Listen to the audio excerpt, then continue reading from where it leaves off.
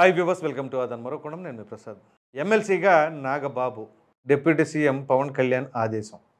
విషయం ఏంటి అంటే కొణిదెల నాగబాబు గారు కోర్స్ పవన్ కళ్యాణ్ గారికి స్వయాన సోదరుడు. కానీ ఎక్కడా కూడా నా తమ్ముడు అని ఆయన, నా అన్న అని ఈయన, ఆ విధంగా బంధుప్రీతితో ఎక్కడా కూడా వ్యవహరించట్లా. ఒక నాయకుడిగా పవన్ కళ్యాణ్ గారు, ఒక కార్యకర్తగా నాగబాబు గారు కూడా అదే విధానంలో పార్టీకి సేవలు అందిస్తూ ఉన్నారు.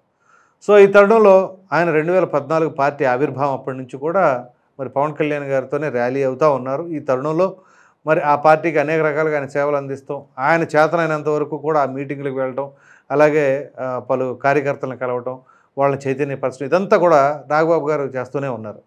సో ప్రధానంగా మొన్న ఎన్నికలలో 2024 ఎన్నికల్లో ఆయన అనకాపల్లి ఎంపీ అభ్యర్థిగా పోటీ చేయించాలి అని చెప్పేసి భావించడం, ఆ తర్వాత అనుకోని పరిణామాల నేపథ్యంలో బీజేపీ అభ్యర్థిని అక్కడ ప్రకటించాలి అని చెప్పేసి అనుకున్న తరుణంలో ఇక నాగబాబు గారిని అక్కడి నుంచి తప్పించడం జరిగింది.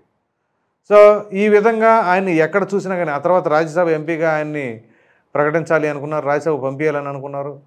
దానికి కూడా మరలా త్యాగం చేయవలసిన పరిస్థితి నాగబాబు గారు వంతు అయిపోయింది.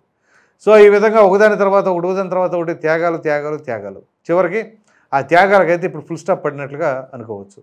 ప్రధానంగా ఇప్పుడు ఎమ్మెల్యేల కోటాలో ఎమ్మెల్సీలు అనేవి ఎప్పుడైతే రాబోతున్నాయో దీనికి సంబంధించి మరి జనసేన పార్టీ తరపు నుంచి ఆయన్ని ఎమ్మెల్సీగా నామినేషన్ చేయమని పవన్ కళ్యాణ్ గారు ఆదేశం జారీ చేసినట్లుగా సమాచారం. సో ఇది జనసేన పార్టీకి అయితే కొంత ఊపు ఉత్సాహాన్ని ఇచ్చే సమాచారంగా పేర్కొనవచ్చు. ఎందుకంటే ఇప్పుడు నాగబాబు గారిని ఎమ్మెల్సీని చేసి ఆ తర్వాత మినిస్టర్ని చేస్తే జనసేన ఖాతాలో 4 మంత్రులు ఉన్నట్లుగా భావించవలసిన అవసరం ఉంది. ఆల్రెడీ పవన్ కళ్యాణ్ గారు డిప్యూటీ సీఎం మరియు పలు శాఖలకు సంబంధించి మంత్రి, అట్లాగే కందుల దుర్గేష్ గారు, అట్లాగే నాదెండ్ల మనోహర్ గారు, 3. ఇప్పుడు నాగబాబు గారు కూడా వస్తే 4 అవుతారు.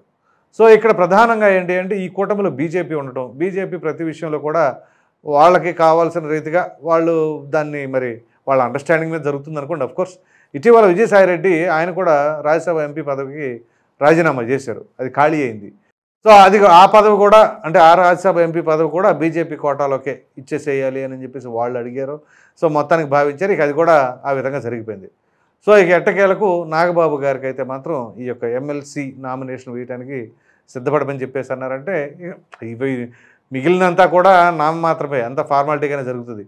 సో ఖచ్చితంగా ఇక ఆయన ఎమ్మెల్సీ కాబోతున్నారు. సో ఇక్కడ ఏంటి అంటే పదే నిస్వార్థంగా పార్టీ కోసం పనిచేసిన వ్యక్తి నాగబాబు గారు.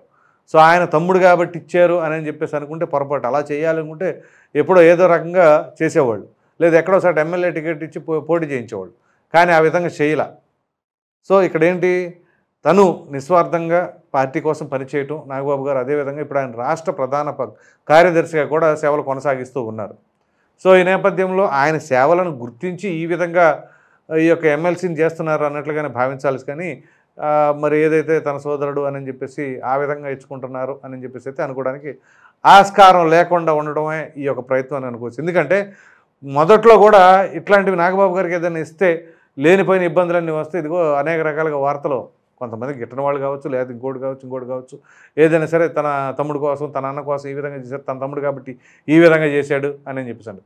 మీరు కనుక గమనించినట్లయితే ఏ సభలో నాగబాబు గారు ప్రసంగం చూసినా మా నాయకుడు పవన్ కళ్యాణ్ గారు అని అంటారు, కానీ తమ్ముడు అనే మాట కూడా ఎక్కడ సంబోధించరు. ఏదైనా ప్రైవేటుగా ఏదైనా ఎవరైనా ఇంటర్వ్యూలో అడిగితే ఏది రాజకీయాలకు అతీతంగా కుటుంబం పరంగా అప్పుడు మాత్రమే తమ్ముడు అని సంబోధిస్తారు. కానీ ఇంకెక్కడ రాజకీయ వేదికైనా కానీ మా నాయకుడు పవన్ కళ్యాణ్ గారు అనే ఆయన సంబోధిస్తారు.